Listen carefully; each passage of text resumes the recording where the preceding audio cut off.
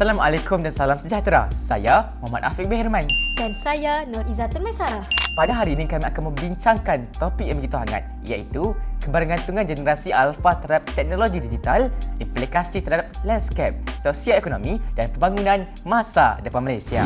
Untuk pengetahuan anda semua, generasi alfa merupakan generasi yang lahir dalam era digital dan membesar bersama teknologi canggih seperti telefon pintar, kecerdasan buatan dan media sosial.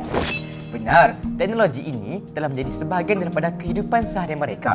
Proses pembelajaran, komunikasi dan hiburan banyak bergantung kepada penggunaan peranti digital. Keadaan inilah yang menjadikan generasi alfa lebih celik teknologi dan mampu menyesuaikan diri dengan perkembangan digital yang pesat. Sejujurnya, kebergantungan terhadap teknologi ini selari dengan matlamat SDG keempat, iaitu pendidikan berkualiti.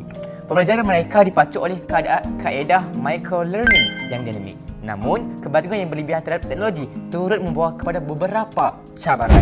Antaranya ialah kecenderungan untuk mendapatkan maklumat secara segera tanpa menghayati proses pembelajaran secara mendalam.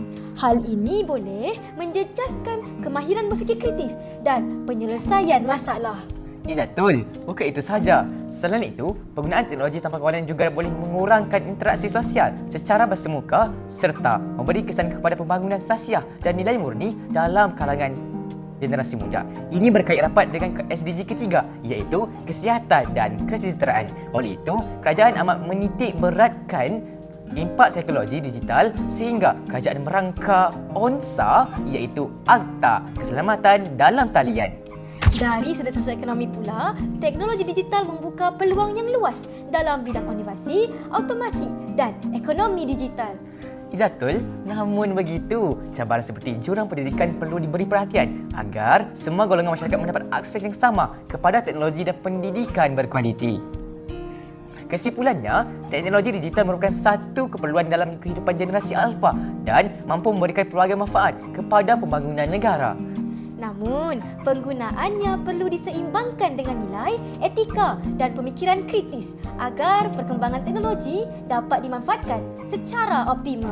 Sekian sahaja perbincangan pada hari ini. Terima kasih atas kesediaan anda mengikuti podcast dalam hari ini. Semoga bertemu lagi dalam episod yang akan datang. Sekian, terima kasih.